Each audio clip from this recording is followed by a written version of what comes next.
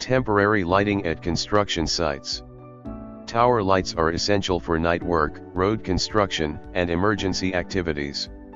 Yet many sites install them without verifying compliance with international lighting standards. This presentation covers applicable standards, required illumination levels, uniformity requirements, and practical calculation methods based on international regulations and engineering practice. What we covering in this video is international standards, illumination levels, uniformity requirements, and practical calculation. Temporary lighting at construction sites is governed by both lighting and electrical safety standards. These regulations ensure worker safety, visibility, and regulatory compliance across international projects. EN 12464-2. Lighting of outdoor workplaces defines minimum illumination levels, uniformity, and glare control. ISO 8995, CIES 008. Lighting of workplaces, basis for lux requirements worldwide. IEC 60364-7-704. Electrical installations for construction sites, covers temporary power supply, protection, and safety. OSHA 29 CFR 1926.56. Illumination requirements, often used globally as a benchmark. Among these, EN 12464-2 is the primary technical reference for determining how bright the site must be. Lighting requirements are not based on lamp wattage, but on maintained illuminance, measured in lux. This is a critical distinction that many site people overlook.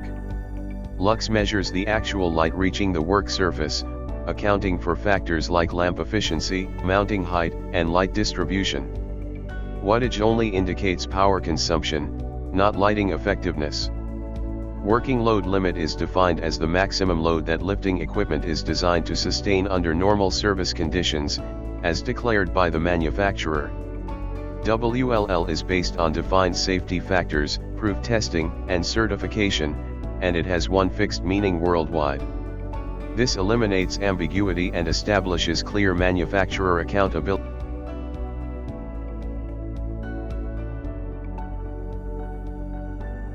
Uniformity and blind spot control. International standards require not only average brightness, but also uniform lighting. This prevents dangerous dark corners and sharp contrasts that compromise worker safety. What this means: no dark corners where accidents can occur. No sharp contrast between lit and shadowed areas. No workers standing in shadow while others are fully lit. Controlling blind spots. Overlap coverage. Tower lights must overlap coverage by 20 to 30% to eliminate dark zones. Cross-aiming strategy. Lights should be cross-aimed, not pointing straight down, for better distribution. Glare prevention. Avoid directing light toward operators and drivers to prevent visual impairment. Let's perform a practical engineering calculation using a typical mobile tower light commonly used at construction sites. In this example, the tower light is composed of 4 lamps, and each lamp has 35K lumens. By multiplying this, we will get the total combined output. The standard illumination formula calculates the relationship between luminous flux, area, and illuminance level. Understanding this formula is essential for proper lighting design.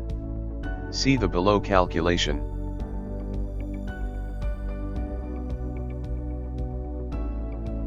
Theoretical result.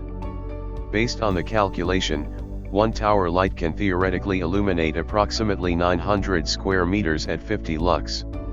This assumes perfect conditions with no obstructions, uniform light distribution, and ideal positioning.